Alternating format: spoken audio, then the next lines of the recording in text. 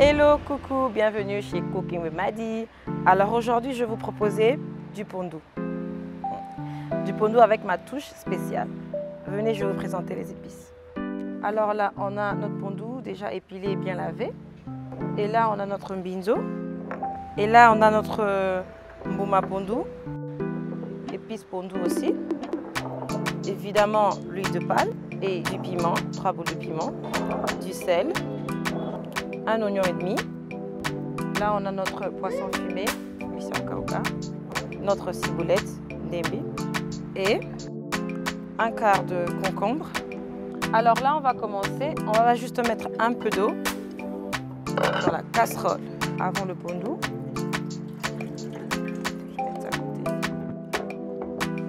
On va mettre notre pondou à l'intérieur. C'est dépilé avec un peu de, comme vous pouvez voir, un peu de solo et un peu d'aubergine. Parce que je préfère aussi piler un peu des épices au même moment quand on pile le pondou. Il y a plus de saveur. Parce que quand tout a pondou, on a boka, on a tout à la machine et ça n'a monté. Voilà. Et donc voilà, là on va juste allumer. Et maintenant au moment où ça va, au moment où il faut en profiter de mettre l'huile de palme directement pour l'huile de palme mettre quand même dans la pondou. Vu que quand même l'huile de palme est assez crue, donc il fait bien là. Et là on va mettre l'huile de palme. Juste rajouter les épices qui manquent. Donc je vais rajouter, je vais faire ça dans le blender parce que j'ai pas mon liboka ici sur place. C'est ainsi mandat. Ok, dans mon blender, je vais mettre ndembe, donc ciboulette, comme ça. Je vais mettre mes 3 piments parce que j'aime bien quand le pondou est assez épicé. Pas très fort, mais quand même goût on a épilé les alamouqués. Donc je mets 3. Et je mets un oignon et demi. Hein, et tout le monde en je vais juste couper le bout là. Comme ça. Donc je vais juste couper le bout comme ça. Et dans la chérie, tout le monde en quand vous faites plus de pondou, évidemment, vous avez plus d'épices. Alors là, moi, je fais juste quantité normale. Là, je vais éplucher la peau. Il y a concombre, mais j'enlève pas tout. Parce qu'il faut quand même garder un peu pour avoir vitamines et ça. Il y a plus de vitamines aussi. Je rajoute mon épice pondou. Très simple. Et voilà, je pense qu'on est bon. C'est assez rapide. Mindele va comme ça, biso fainéant en fait. Donc voilà. Oh là là, j'ai l'impression que le courant est cueilli. Bon, après, heureusement que j'ai tout prévu, je vais utiliser mon liboka au cas où. Malgré Mindele va créer la biso ba blender, mais toujours une canne à coco. Donc je vais faire mes épices ici comme une technique de grand-mère. Parce que là, si on attend le courant, ce sera chaud.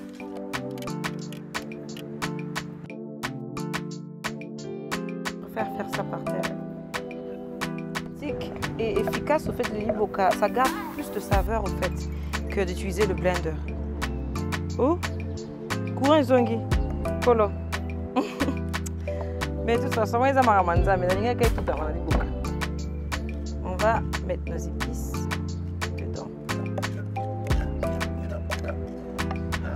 Ça. Ma grand-mère, même quand je lui dis, ah, je lui ai même proposé de l'offrir un blender. Elle a dit jamais. C'est bon. Je pense qu'elle a raison. Vraiment, franchement, je pense qu'elle a raison. Et là, ce qu'on va faire, je vais quand même rajouter du sel. Parce que je pense que je n'ai pas mis. Le pondou, franchement, les gars, il ne faut pas mettre beaucoup de sel. Parce que le pondou, quand ça se prépare, et que ça est lali, mou et matak. Donc, quand tu en fais, il ne faut mettre pas beaucoup de sel. Comme ça, c'est parfait. Soit les coquilletés, vous rajoutez un petit peu. Mais comme ça, c'est bon.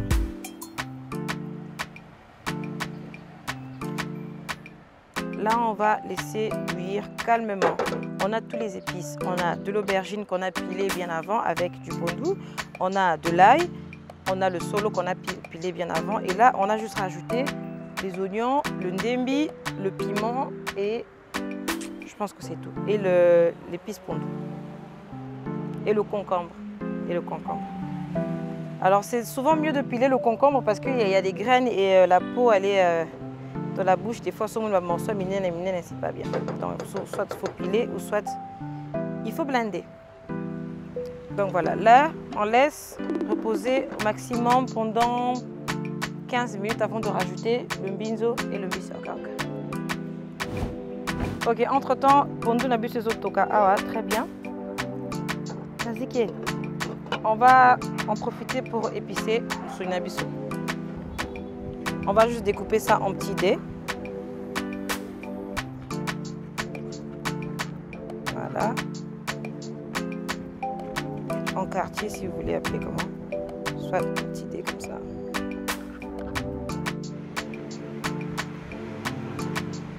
On enlève les nerfs pour avoir les meilleurs morceaux, hein, pour que ça soit agréable dans la bouche quand on va mâcher. Voilà. Et là, on va épicer notre viande. Donc, bien sûr, de l'ail. Moi, j'adore l'ail. Franchement, j'adore. Déjà, c'est bien pour la santé et le goût, il est parfait. Et je vais un peu râper. On va râper muscade dans la moitié. Muscade. Juste un tout petit peu parce que le noix de muscade est assez intense aussi comme goût, alors il ne faut pas mettre de trop. Et là, on va juste rajouter du poivre noir au fait. Et quand j'épice ma viande, j'aime pas trop charger la viande parce que j'aime bien quand ça garde un peu le goût de viande là. Après, quand c'est trop épicé aussi, c'est pas bon. Là, on va rajouter du sel. Juste un tout petit peu. Oups.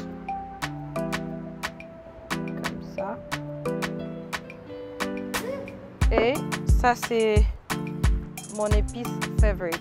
J'aime trop. Ça s'appelle du rosemary. En lingala, je ne sais pas comment ça s'appelle, mais ça s'appelle du rosemary. C'est très bon. Je vous conseille de faire ça avec votre viande. De toute façon, on va faire une viande grillée, donc voilà. Il y en a assez. Et là, on va juste mélanger comme ça. En tout cas, je préfère utiliser mes doigts. Hein. J'aime pas utiliser la cuillère ou avoir peur de se salir les mains. J'ai l'impression quand j'utilise mes doigts, j'ai l'impression que le goût est okota bien. Les épices vont mes okota aussi ça. Donc là, on va laisser reposer maximum 10 minutes. Je vais allumer la plaque. Voilà. Je vais mettre un peu d'huile. Quand je mets toujours l'huile comme ça me rappelle ma mère. Elle est toujours pas beaucoup d'huile, pas beaucoup d'huile. C'est pas bien. Oui, les bellettes et la biloko. Ouais, ça c'est ma mère. Donc on va laisser juste chauffer un tout petit peu avant de mettre de la viande. Comme ça. Ah, ma foute à la bûche est chauffée. Alors, on va mettre notre viande. Donc, vous pouvez laisser votre viande comme ça pendant 1 minute avant de la retourner. 1 minute à 2 minutes.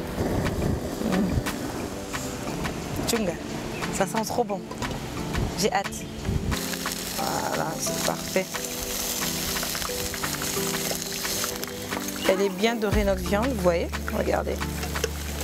On va tourner de l'autre côté comme ça. Voilà.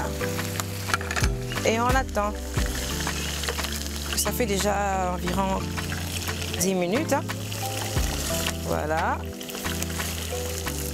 C'est parfait. Regardez la couleur. Oh, pondo abilanga. Ce qu'on va faire, c'est qu'on va rajouter notre mbinzo. Pourquoi on rajoute le mbinzo en premier? C'est parce que mbinzo fait moins de temps en kotoka, parce que elle est un peu dure.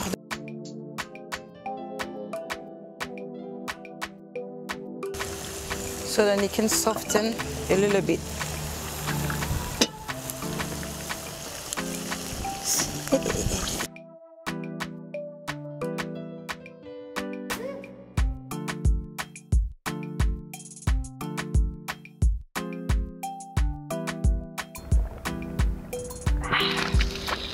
Ok, donc voilà. Maintenant, on va mettre notre mbisi okauka au fait, parce que c'est le nzombo. C'est pas ça. Il y a beaucoup de sortes de mbisi okauka. Celui-là, le nzombo, c'est le meilleur. Mais il y a aussi le ngolo, il y a aussi le mongousou. Mais celui-ci, j'ai choisi le nzombo. Il est assez dur. Alors il faut aussi mettre en même temps avec le mbisi au cauca pour que et comment moi peut-être. Les Bangala connaissent. Voilà, je vais tout mettre. Plus le goût du mbisi au cauca et le goût du mbinzo, franchement c'est une explosion de la bouche. Vraiment, au sentir qu'il y a Kiboko qu'on a bu sur les la Kachapondo. Voilà, on va juste couvrir gentiment. Voilà, et là on va juste laisser gentiment mijoter pendant maximum 20 minutes et on est bon. Entre temps, on va enlever notre viande, ce qui est belli déjà.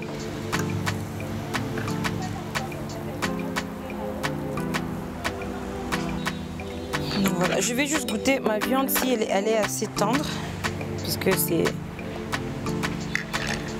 la meilleure partie. Comme ça. Voilà, c'est un peu rosâtre à l'intérieur et bien doré à l'extérieur. Regardez. C'est juste parfait.